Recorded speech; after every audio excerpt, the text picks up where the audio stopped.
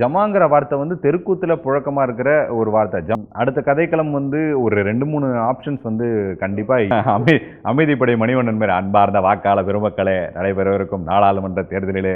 இப்ப சச்சின் அவர் கிளாசிக்கா ஆடுவாரு. இப்ப டோனி வந்தாருன்னா அடிச்சுதான் ஆடுவாரு.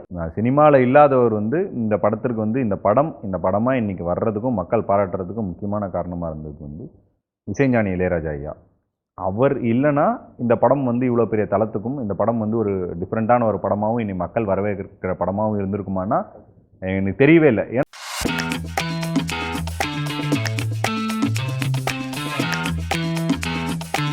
Hi, welcome to spotlight. இந்த நிகழ்ச்சியை ஹோஸ்ட் பண்ணுறதுக்கு நான் ஐசக் வந்திருக்கேன். இன்னைக்கு நம்ம ஒரு சூப்பரான செலிபிரிட்டியை பார்க்க போகிறோம். அதுக்கு முன்னாடி இன்னைக்கு யங்ஸ்டர்ஸ் எல்லாமே கொண்டாடிட்டு இருக்க படம் ஜமா. இந்த படத்துடைய இயக்குனரும் நடிகருமான திரு பாரி அவர்களை இன்னைக்கு சந்திக்க போகிறோம். வாங்க சார். வணக்கம், எப்படி இருக்கீங்க? வணக்கம், நல்லா இருக்கேன். நீங்கள் எப்படி இருக்கீங்க?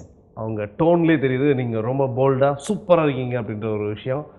பட் இப்போ இந்த படத்துடைய வேற லெவல் எக்ஸ்பீரியன்ஸை பற்றி தான் இன்றைக்கி நம்ம ஃபுல்லாக பேச போகிறோம்.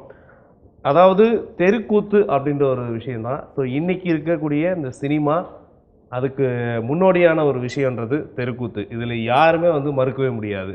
இந்த தெருக்கூத்தை பற்றி ஃபஸ்ட்டு நம்ம சொல்லிடலாம். அதுக்கு முன்னாடி இந்த படத்தை வந்து நீங்கள் தான் எடுக்கணும், நீங்கள் தான் நடிக்கணுன்ற ஒரு காரணத்தை ஏன் முன் வச்சிங்கன்றதை சொல்லிவிட்டு நீங்கள் நிறைய விஷயங்கள் ஆரம்பிக்கலாம்.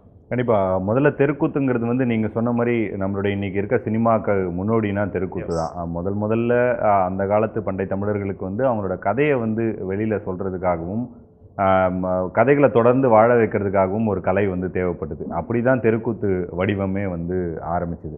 அதுக்கப்புறம் அது தெருக்கூத்துலேருந்து மேடை நாடகங்களாகவும் மேடை நாடகத்திலேருந்து சினிமாவாகவும் வந்து உருமாறி இன்னைக்கு ஒரு மிகப்பெரிய ஒரு இதுவாக நிற்குது.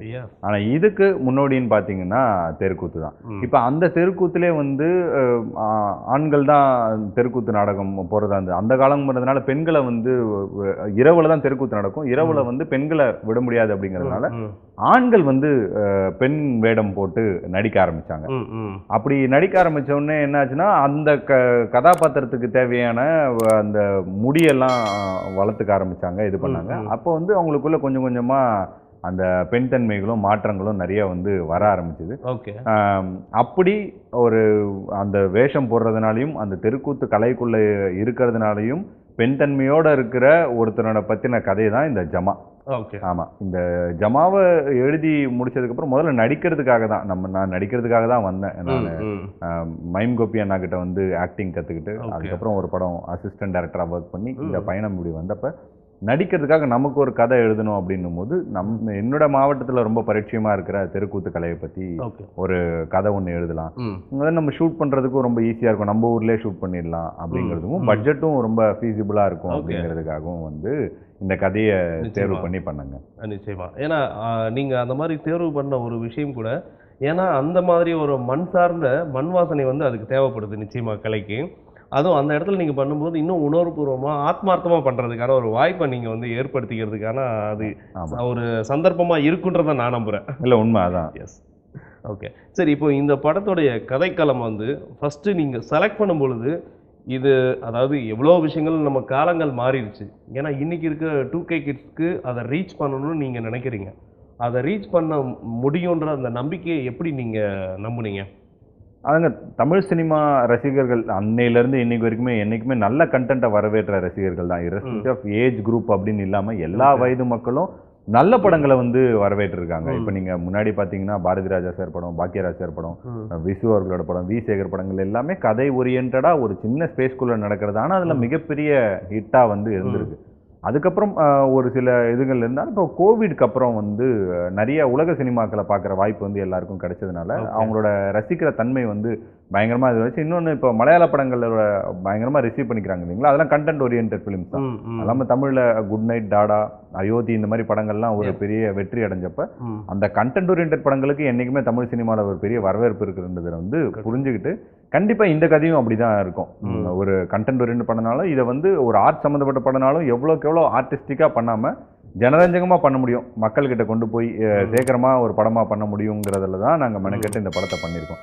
அதனால மக்கள்கிட்ட வரவேற்பு வந்து ரொம்ப நல்லாவே இருக்கு, எல்லாருக்குமே ரொம்ப பிடிச்சிருக்கு. எல்லாமே இருக்கிற ஒரு பேக்கேஜாக தான் இந்த படத்தை பண்ணியிருக்கோம். ஒரு காமெடி, லவ், ஏமாற்றம், ஒரு பழிவாங்கல்னு ஒட்டுமொத்த பேக்கேஜாக தான் இந்த படம் பண்ணியிருக்கோம். Okay, okay. அப்போ நீங்க அந்த தேர்வு பண்ண கதைக்களத்துல அந்த தலைப்பை வந்து நீங்க பொருத்துனது பார்த்தீங்களா?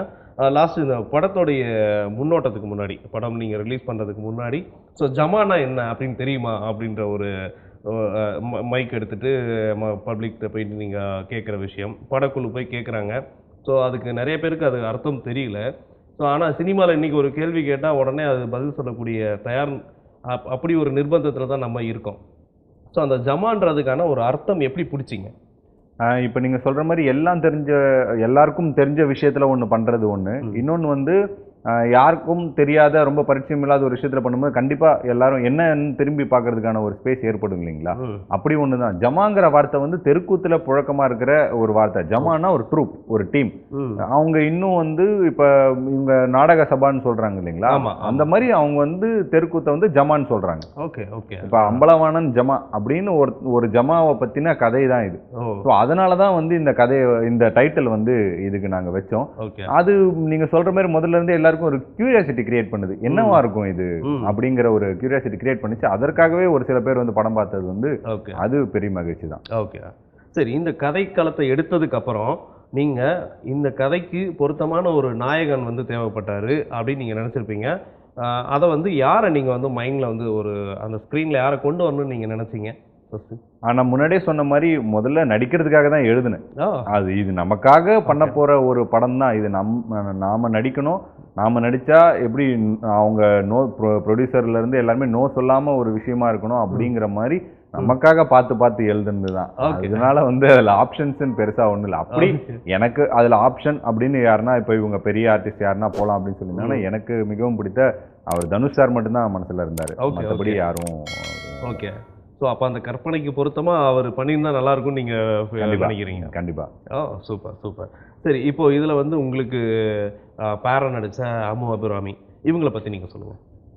அம்மு அபிராமி வந்து ஆல்ரெடி தமிழ் சினிமாவில் ரொம்ப ஒரு சூப்பரான ஒரு நடிகை. அதாவது சரியான கதைகளை தேர்ந்தெடுத்து நடிக்கக்கூடிய ஒருத்தங்க. அந்த கேர்ள் நெக்ஸ்ட் டோர் அப்படிங்கிற மாதிரி நம்மளோட மிகவும் பரிச்சயமாக இருக்கிற ஒருத்தங்க தான் அவங்க. இந்த கதைக்கு வரும்போது எனக்கு அந்த மாதிரி ஒருத்தங்க வந்து தேவைப்பட்டாங்க. அது மட்டும் இல்லாமல் நமக்கு இன்னும் வெளியே தெரிய முகங்களாக நம்மளை சுற்றி இருக்கணும் அப்படிங்கிறது ஒன்று. அதில் சிறந்த நடிகைன்னும் போது அம்மு அபிராமி கண்டிப்பாக அதில் பொருந்துவாங்க. இன்னொன்று பர்ஃபார்மன்ஸாக இதில் அவங்களுக்கு கொஞ்சம் ஒன்று இருக்குது. இதில் வந்து இந்த காதலே ரொம்ப டிஃப்ரெண்ட்டான ஒரு காதல் தான். ஏன்னா ஒரு ஜெண்டர் ஸ்விட்ச் மாதிரி தான்.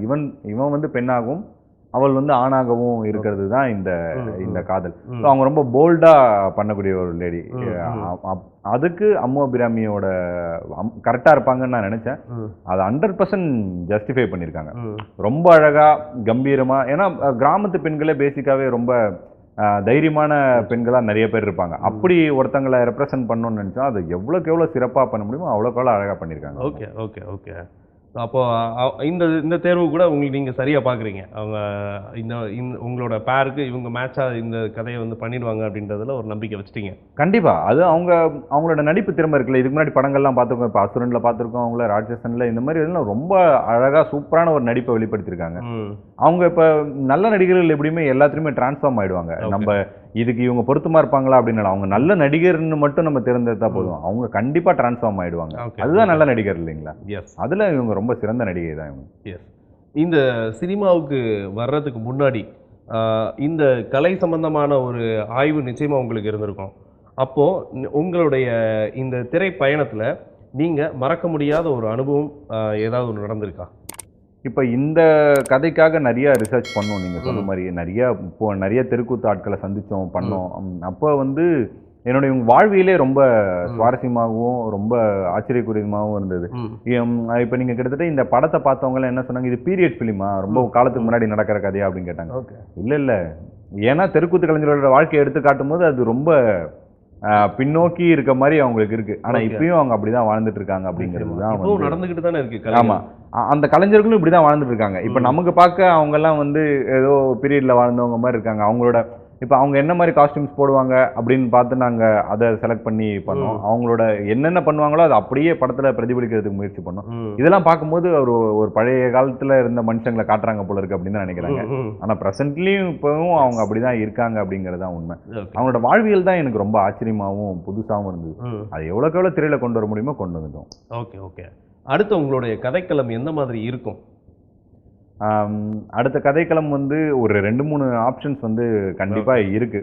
Okay. இப்போ நீங்க வந்து நம்ம மண் சார்ந்த கதைகள பண்றதுக்கும், ஐ மீன் மண் சார்ந்த கதைகள்லயே வந்து வேற ஒரு பரிணாமத்துக்கு நம்ம கொஞ்சம் வளர்ந்து வேற மாரி ஒரு கதை பண்ணணும் அப்படிங்கிறது. ஏன்னா இந்த படம் வந்து முழுக்க முழுக்க ஒரு ஆக்ஷன் இல்லாம ஒரு ஒரு ஃபீல் குட்டான ஒரு படம் தான். Okay. அடுத்து வந்து ஒரு ஆக்ஷன் வைக்கணும் அப்படின்னு இல்ல. ஆனா இருக்க கதையில ஆக்ஷனோட ஒரு சில கதைகள்லாம் ஒரு பொலிட்டிக்கல் கதை ஒண்ணு இருக்கு. Okay. அந்த மண் சார்ந்த அரசியல் பேசணும் அப்படிங்கிற ஒரு ஆசை ஒன்று இருக்கு.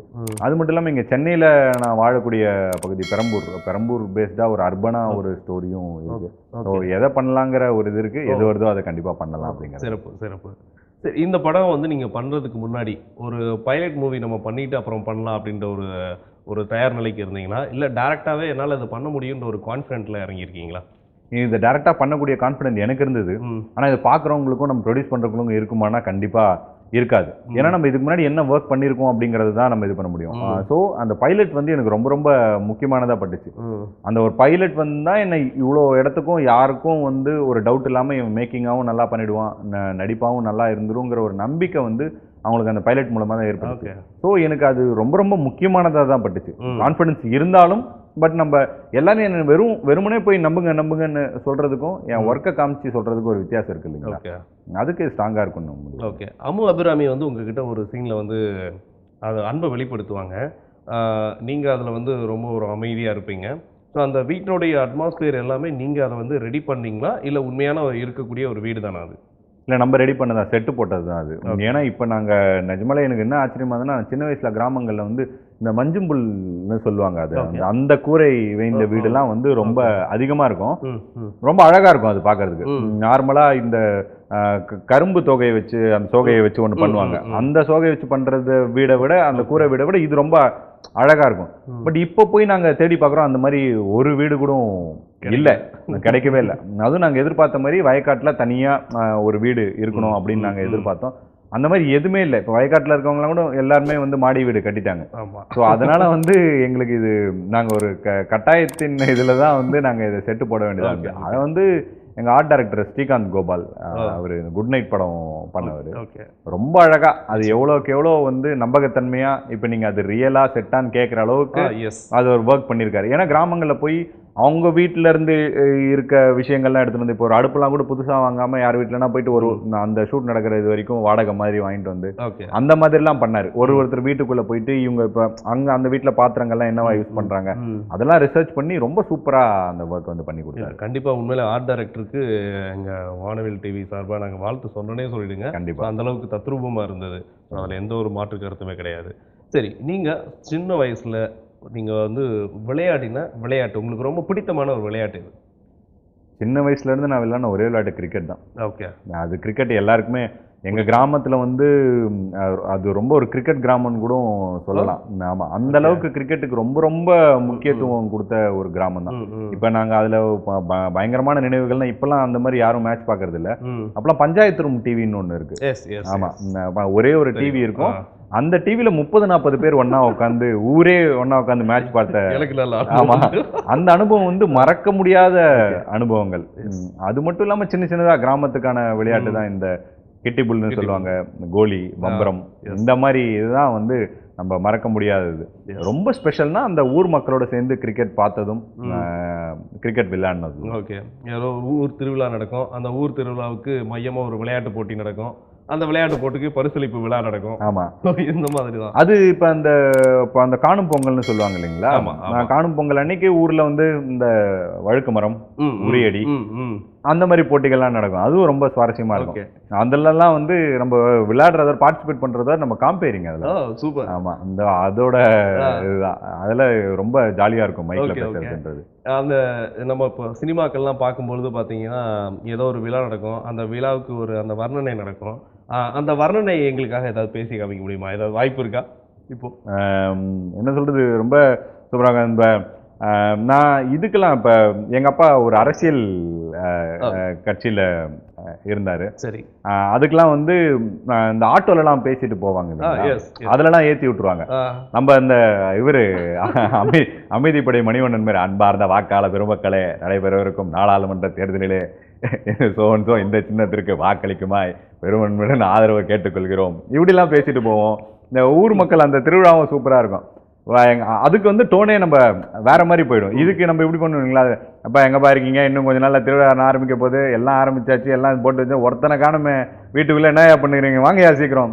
இந்த டோன் வந்து அதுக்கு மாறும், ஒன்னொன்றுக்கு வேறுபட்டு பேசுகிற ஒரு இதுதான். பட் அதெல்லாம் ரொம்ப என்ஜாயபிளான ப்ராசஸ் தான் அதெல்லாம். இதில் வந்து அந்த டீமில் ஒர்க் பண்ணிட்டு இருக்க ஒருத்தர் வந்து எங்கேயாவது போயிடுவார், அவரை கூப்பிடும் போது எப்படி கூப்பிடுவீங்க? எங்கேயா கொஞ்ச நேரம் பக்கத்துல இருந்தா எங்க போனான்னு தெரியல, அவனுக்கு பிடிங்கையோ டேய் உடனே எங்க இருந்தாலும். அது அந்த ஒரு வழக்கமான டைலாக் ஒன்று இருக்கு. இப்போ அவன் பேர் கதிரவன் வச்சுங்களேன். வா கதிரவன், எங்க இருந்தாலும் உடனடியாக விழா நடக்கும் மேடைக்கு அருகில் வருமாய் பணிவன்புடன் கேட்டுக்கொள்கிறோம், வா எங்க சீக்கிரம் வாடா டே. இந்த மாதிரி தான் அது. அது ரொம்ப ஜாலியான ஒரு ப்ராசஸ் இல்லைங்களா, மைக்கை கொடுத்துட்டா பயங்கர ஜாலியா இருக்கும். ஆமா.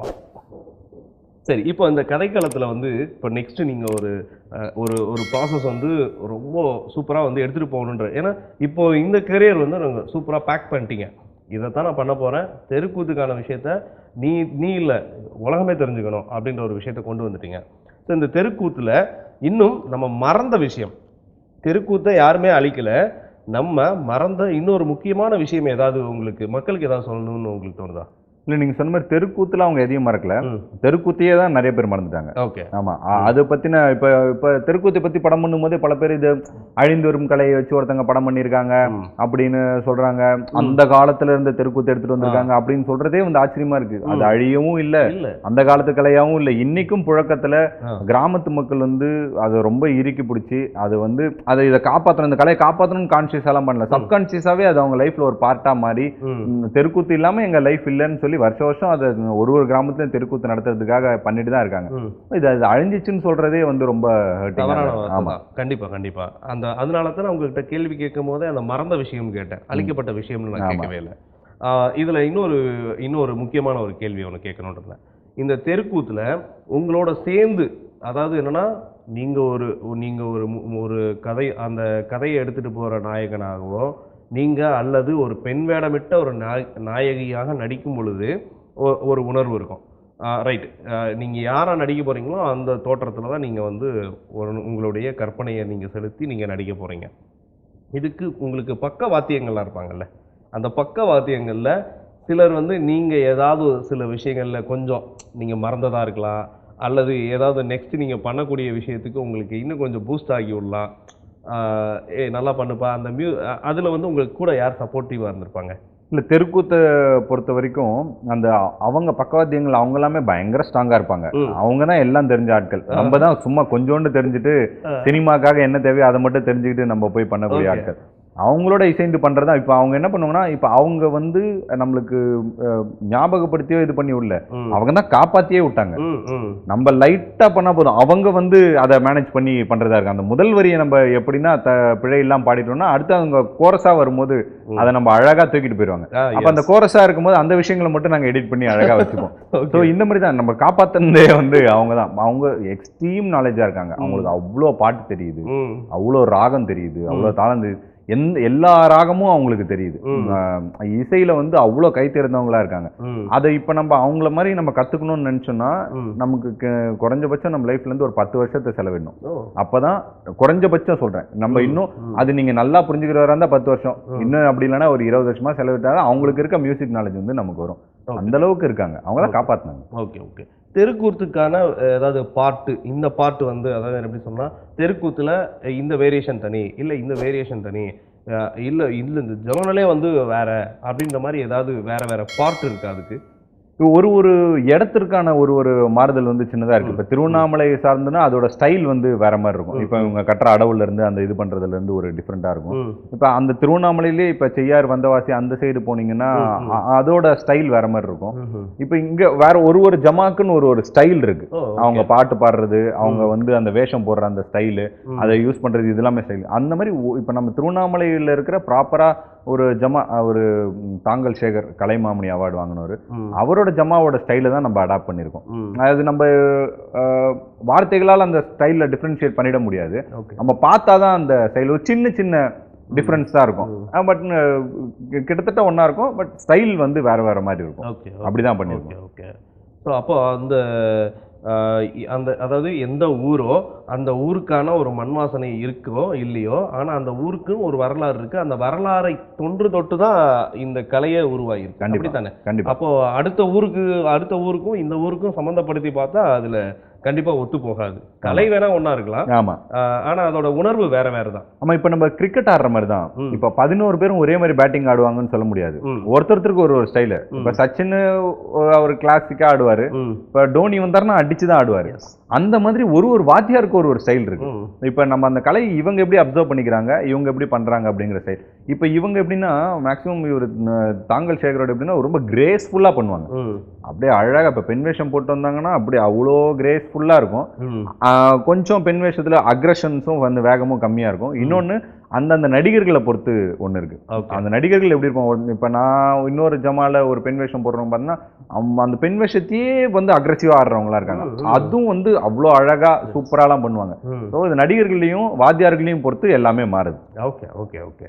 இந்த படத்துல வந்து நீங்க ரொம்ப முக்கியமா நான் இவங்களுக்கு வந்து எவ்வளவுதான் நான் வந்து நன்றி சொன்னாலும் அது தீராத ஒரு விஷயம். ஸோ எனக்கு இந்த படத்துக்கு பெரிய சப்போர்ட்டிவாக இருந்த ஒரு பர்சன் யாராக இருக்கும்? அது சினிமாவில் இருக்கலாம், இல்லை சினிமாவுக்கு அப்பாற்பட்டவங்களா இருக்கலாம். சினிமாவில் ஒருத்தர் சொல்கிறேன், சினிமாவில் இல்லாதவங்க ஒருத்தர் சொல்கிறேன். நான் சினிமாவில் இல்லாதவர் வந்து இந்த படத்திற்கு வந்து இந்த படமாக இன்னைக்கு வர்றதுக்கும் மக்கள் பாராட்டுறதுக்கும் முக்கியமான காரணமாக இருந்தது வந்து தாங்கல் சேகர் ஐயா. ஓகே. கலைமாமணி அவார்டு வாங்கின தாங்கல் சேகர் ஐயா அவ்வளோ பிஸிலையும் வந்து இந்த தெருக்கூத்தை வந்து இது பண்ணி நமக்காக ப்ராப்பராக ட்ரெயின் பண்ணி நமக்காக பண்ணார். ஓகே. இன்னொன்று இசைஞானி இளையராஜா ஐயா. அவர் இல்லைன்னா இந்த படம் வந்து இவ்வளோ பெரிய தளத்துக்கும் இந்த படம் வந்து ஒரு டிஃப்ரெண்ட்டான ஒரு படமாகவும் இனி மக்கள் வரவேற்கிற படமாகவும் இருந்திருக்குமானா எனக்கு தெரியவே இல்லை. ஏன்னா இந்த கலையை புரிஞ்சிக்கக்கூடியது ஒன்று இருக்குங்களா, அந்த தன்மைக்குள்ளவே இசை பண்ணுறதுன்னு இருக்கு இல்லைங்களா, அது வந்து அவ்வளோ அழகாக என்ன மாதிரி ஒரு புதுமுக இயக்குனருக்கு வாய்ப்பு கொடுத்து வேற ஒரு தளத்துக்கு எலிவேட் பண்ணிட்டு போயிட்டாரு. அதுக்காகவே நான் இளையராஜா சாருக்கு நன்றி சொல்லணும். ஓகே. இவங்க 2 பேருக்கும் மேலே ஒரு நன்றி எனக்கு நான் சொல்லணும்னா என்னோட production house SSBV Learn and Teach Productions, Sai Devanand sir, Sai Venkateswaran sir, அவங்க தான் ப்ரொடியூஸ் பண்ணியிருக்காங்க. இந்த கதையை இது படமாக்கப்படணும், இந்த கலை வந்து பதிவாக்கப்படணும்னு சொல்லி அவங்க இந்த முயற்சி எடுக்கலைன்னா இதோட ஸ்டார்டிங் பாயிண்ட் எதுவுமே இருந்திருக்காது. அவங்கள சப்போர்ட் பண்ணுறதுக்காவது இன்னும் நிறைய மக்கள் தியேட்டர்ஸ்குள்ளே வந்து கண்டிப்பாக பார்க்கணும். எனக்கு அவங்கள எத்தனை இதானாலும் அவங்களுக்கு என்னோட நெஞ்சார்ந்த நன்றிகள் எங்கள் ப்ரொடக்ஷனுக்கு. Super super. ஸோ இளையராஜா சார்கிட்ட நீங்கள் வேலை வாங்கும் பொழுது எப்படி இருந்தது? நீங்கள் வேலை கொடுத்தீங்களா, இல்லை அவர் ஒரு சில விஷயங்கள், ஏன்னா நம்ம அவதாரம் படம் போடும்போது நாசர் சார் கூட ஒரு விஷயம் சொல்லியிருப்பார். நாளைக்கு வந்துடுறியா பாட்டு, நாளைக்கு வந்துடுறியா போயா அப்படின்னு சொல்லி அவர் சார் சொன்னாராம். ஸோ இதில் நீங்கள் அது வேலை வாங்கும்போது எப்படி இருந்தது? அதோடைய அந்த பக்குவமான ஒரு உணர்வு சொல்லுங்கள். அதான் இப்போ நீங்கள் சொல்கிற மாதிரி அந்த வேர்டையே நம்ம மாற்றிடணும். நீங்கள் வேலை வாங்கிறது ஐயா கிட்ட நம்ம இல்லை, ஐயா வேலை செய்கிறத நம்ம பார்க்கலாம். ஓகே, அவ்வளோதான். ஏன்னா அவருக்கு தெரியாதது இங்கே சினிமா இசையில் வந்து கண்டிப்பாக ஒரு விஷயம் இல்லை. ஓகே. அவர்கிட்ட நம்ம சுச்சுவேஷன்ஸையும் நம்ம இப்போ பாடல்களை பொறுத்த வரைக்கும் சுச்சுவேஷன்ஸையும் அவனோட உள் உணர்வையும் நம்ம சரியாக அவர்கிட்ட சொல்லிட்டோம்னாலே அதுக்கான இசை அடுத்த ஒரு 10 நிமிஷத்தில் ரெடி ஆயிரும். ஓகே. இப்போ நீங்கள் பேக்ரவுண்ட் மியூசிக்லனா அந்த சீனை நீங்கள் சரியாக எடுத்து எடிட் பண்ணின்னு போய் கொடுத்துட்டீங்கனாலே உங்களோட பாட்டு முடிஞ்சிடும், அதை அவர் பார்த்துப்பாரு. ஓகே. ஸோ நம்ம அங்கே எதனா அவர் செஞ்சு முடிச்சதுக்கப்புறம் அங்கே நம்ம குறைன்னு கிடையாது, எதனா மாற்றம் சொல்கிறதுக்கே ஸ்பேஸ் இருக்காது. திடீர்னு நம்மளே ஆச்சரியமாக தான் பார்ப்போம், ஏன்னா நம்ம சீனே திடீர்னு நமக்கு பயங்கரமாக இருக்குது அப்படிங்கிற மாதிரி தான் இருக்கும். அந்த சீனை வந்து வேற ஒரு பயங்கரமான ஒரு ஜோனுக்கு எலிவேட் பண்ணிட்டு போயிடுவார். ஓகே. ஒரு டிஃப்ரெண்ட்டான ஃபீலை வந்து இந்த படத்தில் கிரியேட் பண்ணியிருக்காரு. ஏன்னா அந்த தெருக்கூத்து உலகத்திற்குன்னு சொல்லி அவர் ரொம்ப தேர்ந்தெடுத்து இன்ஸ்ட்ருமெண்ட்ஸ் யூஸ் பண்ணி ஒரு டிஃப்ரெண்ட்டான ஒரு ஒர்க்கை வந்து பண்ணியிருக்காரு. அது எனக்கு இதில் தியேட்டரில் பார்க்கும்போது அவ்வளோ பிரம்மாண்டமாக இருந்தது. தியேட்டருக்கான படமாக வந்து மாற்றினதே அவர் தான். ஸோ அவர் பண்ணதை பக்கத்துலேருந்து ரசித்து பார்த்தேன், அவ்வளோதான். வேறு எதுவுமே நான் பண்ணல. ஓகே. அதில் ஏதாவது கரெக்ஷன்ஸ் ஏதாவது சொல்லணுன்னாது ஒரு சின்ன தடுமாற்றம் இருக்குல்ல, ஐயா இந்த வார்த்தையை கொஞ்சம் மாற்றிக்கலாமாங்க ஏன்ற மாதிரி கூட ஒரு சின்ன கேள்வி உங்களுக்கு இல்லை, சாரே வந்து அதுக்கான ஸ்பேஸை வந்து ஏற்படுத்தி கொடுக்குறாரு. அவரோட நீங்கள் வெளியில் சொல்லக்கூடியது எதுவுமே அவர் கிடையாது. அவர் உள்ள வந்து ஒரு மிகப்பெரிய ஒரு ஆளுமையாகவும் மிகப்பெரிய மனிதனாகவும் தான் இருக்கார். என்னன்னா ஒரு சீன் முடிச்சாருன்னு வச்சுக்கோங்களேன், இப்போ ஒரு பேக்ரவுண்ட் மியூசிக் முடினா டேரக்டர் உங்களுக்கு ஓகேவா அப்படின்னு அவர் சொல்லிவிடுவார். நீங்கள் நான் இப்போ ஒர்க் பண்ணும்போது நீங்கள் பக்கத்தில் இருக்கணும். நான் முதல் நாள் வந்து ஒரு பயம் இருந்துச்சு, ஐயோ நம்ம பக்கத்துலாம் இருக்கக்கூடாது போல இருக்குன்னு. நான் போனதுக்கப்புறம் ஃபோன் பண்ணி கூப்பிட்டாங்க, சார் கூப்பிட்றாருன்னு. வந்தோடனே மியூசிக் போடும் பக்கத்துலேயே இருங்க அப்படின்னு. பக்கத்துலேயே வச்சுப்பாரு. ஒரு சீன் முடித்தோடனே கேட்பாரு, இது ஓகேவா அப்படின்னு கேட்பாரு. இல்லைங்கய்யா இந்த இடத்துல இப்படி மாற்றிக்கலாம் அப்படின்னா அதுக்கான ரீசன் கேட்பார். ஏன் அப்படின்னு கேட்பார். நம்ம சரியாக சொல்லிட்டோன்னா ஓகே அதை மாற்றிருங்க மாற்று அப்படின்னு சொல்லி இது பண்ணி உடனே பண்ணி கொடுப்பாரு. அந்த ஸ்பேஸ் வந்து நமக்கு டெஃபினட்டாக வந்து கொடுக்குறாரு. அது அது ரொம்ப ஆச்சரியக்குரிய விஷயமா தான் இருந்தது. ரொம்ப சந்தோஷம், ரொம்ப சந்தோஷம். பரவாயில்ல, இவ்வளோ நேரம் எங்களுக்கான உங்களோட நேரத்தை நிறைய ஒதுக்கியிருக்கீங்க. ஸோ நிறையா ஒரு புது தகவல்களையும் சொல்லியிருக்கீங்க. தெருக்கூத்துனா இந்த மாதிரி தான், தெருக்கூத்தில் இவ்வளோ இன்னல்கள்லாம் இருக்குது. இது வந்து மறக்கப்பட்ட விஷயம் தான், அழிக்கப்பட்ட விஷயம் இல்லைன்றதை சூப்பராக பதிவு பண்ணியிருக்கீங்க. அது ஒரு எங்களுக்கு ரொம்ப சந்தோஷமாக இருக்குது. ஸோ இந்த தெருக்கூத்தில் இன்னும் வேறு வேரியேஷன் ஏதாவது காட்ட முடியும்னாலும் நீங்கள் அடுத்து வேறு நல்ல நல்ல கதைகள் சூப்பராக பண்ணுங்கள். ஸோ அதுக்கான வாழ்த்துக்கள். இப்போது ஜமா சூப்பராக போயிட்டுருக்கு. யங்ஸ்டர்ஸ் கொண்டாடுறது தான் இதில் ஒரு சிறப்பாக இருக்குது இந்த நேரத்தில். ஸோ அந்த யங்ஸ்டர்ஸை வந்து ஓகே இந்த மாதிரியான விஷயங்கள்லாம் இருக்குது, இதில் நல்லொழுக்கம் சம்மந்தமானதெல்லாம் இருக்குது, அப்போ நம்ம பார்க்கணும் அப்படின்ற ஒரு உணர்வை தூண்டினதுக்கு என்னோட சார்பாக உங்களுக்கு நான் நன்றிகளை நான் தெரிவிச்சுக்கிறேன். நன்றி. இன்னும் நிறைய படங்கள் நீங்கள் பண்ணணும். நீங்கள் இன்னும் வேறு என்ன விஷயங்கள் நம்ம மக்களுக்கு சொல்லணும்னு இருக்கீங்களோ? மக்களுக்கு வந்து நான் சொல்ல விரும்புகிறது என்னென்னா, எந்தவித வன்முறையும் இல்லாமல் எந்தவித ஆர்ப்பாட்டமும் இல்லாமல் ஒரு அழகாக ஒரு தெருக்கூத்து சார்ந்த ஒரு கலையை வந்து எடுத்து வந்து உங்கள்கிட்ட ப்ரெசென்ட் பண்ணியிருக்கோம்.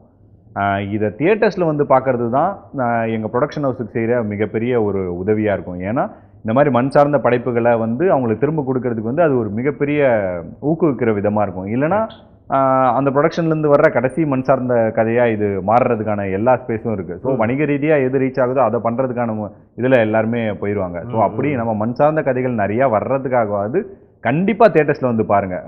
மினிமம் ஸ்க்ரீன்ஸ் தான் இருக்குது. பட் இருந்தாலும் அதை தேடி உங்களை நேரம் ஒதுக்கி இந்த படம் வந்து கண்டிப்பாக தியேட்டரில் பாருங்கள்.